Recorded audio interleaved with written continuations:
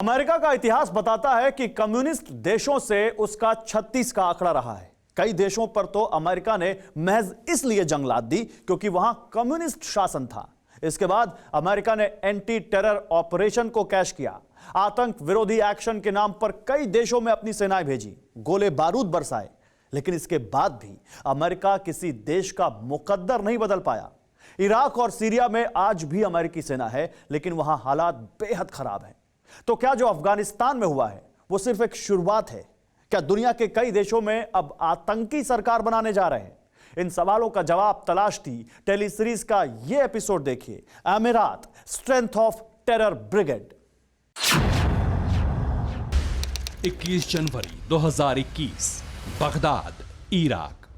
Baghdad के Tehran चौक पर रोज की तरह भीड़ थी। कोरोना के चलते करीब 1 साल तक ये मार्केट बंद था, इसलिए लोग बड़ी तादाद में शॉपिंग करने घरों से बाहर निकले थे। इसी भीड़ में 2 लोग ऐसे थे जिनका मकसद शॉपिंग नहीं, तबाही था।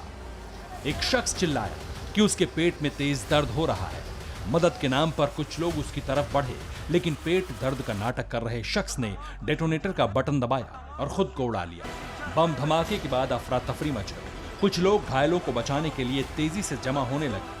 इसी बीच दूसरे फिदायीन ने भी धमाका कर दिया। ये वीडियो उसी धमाके की रियल फुटेज है। खुद का गुबार जब छटा तब तक 32 लोग जान गंवा चुके थे और 110 से ज्यादा बुरी तरह जख्मी हो चुके थे। ये इस्लामिक स्टेट का सुसाइड अटैक था। ये बीते 2 सालों में बगदाद में पहला आतंकी हमला था।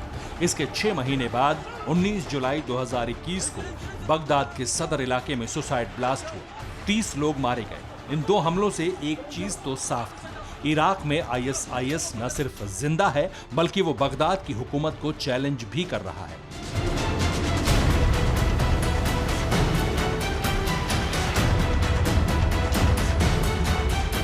लेकिन 21 जनवरी 2021 के धमाके के बाद जो हुआ वो और भी सनसनीखेज था। इराक में शिया कट्टरपंथी संगठन कताइब हिजबुल्लाह ने बगदाद ब्लास्ट के लिए अमेरिका, इजराइल और सऊदी अरब को दोषी बताया और अगले ही दिन यानी 22 जनवरी 2021 को सऊदी अरब की राजधानी रियाद में ड्रोन से मिसाइलें दाग दी। कताइब हिजबुल्लाह ने इस हमले को बगदाद ब्लास्ट का जवाब बताया था। बगदाद ब्लास्ट से कताइब हिजबुल्लाह इसलिए भड़का था क्योंकि मरने वाले ज्यादातर शिया थे, यानी इराक में शिया और सुन्नी टेरर ऑर्गेनाइजेशन के बीच एक दूसरे को मरने मारने की जंग जारी है। अब अगर दिसंबर से अमेरिका भी इराक छोड़ देता है तो जो काबुल में हो रहा है उससे कहीं ज्यादा खौफनाक मंजर बगदाद में दिखाई देगा। हाल ही में इराक के प्राइम मिनिस्टर ने कहा था कि अभी फॉरेन कम्बैट ट्रूप्स की जरूरत नहीं है इराक के अंदर में, और ये लगता है डिसीजन लिया गया है कि यूएस के जो कम्बैट फोर्सेस हैं इनको इस साल के आखिर तक निकाल लिया जाएगा। लेकिन ये जो स्थिति बन रही है ये उस वक्त हो रहा है जबकि अमेरिका अफगानिस्तान से एक फाइटिंग तरीके से वहां से अपने ट्रूप्स को एग्जिट कर रहा है। इस वक्त इराक की जमीन पर 3500 विदेशी सैनिक हैं। इन 3500 में से 2500 अमेरिकी हैं और बाकी नेटो देशों के सैनिक हैं। 2003 से 2017 तक इराक ने सिर्फ खून खराबा ही देखा। 2017 के बाद से इराक में हालात बेहतर होने शुरू हुए हैं, लेकिन जिन कंधों पर इराक की हिफाजत की जिम्मेदारी है उन्होंने आज भी कुछ नहीं सीखा।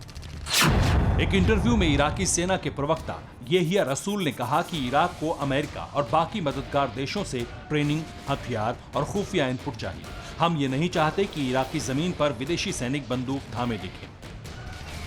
सबको पता है अगर इराक से 3500 विदेशी सैनिक निकल गए तो अबू बकर अल बगदादी का दूसरा संस्करण तेजी से बगदाद हथिया लेगा।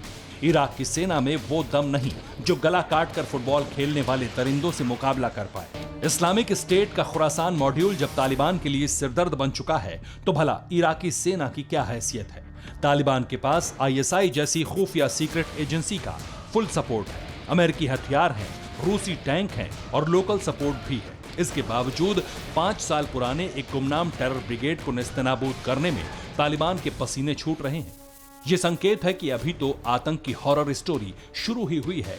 इंसानियत के लिए सबसे बुरा दौर आने वाला है। फिक्र आपकी, सोमवार से शुक्रवार रात 9 बजे सिर्फ TV9 भारतवर्ष पर।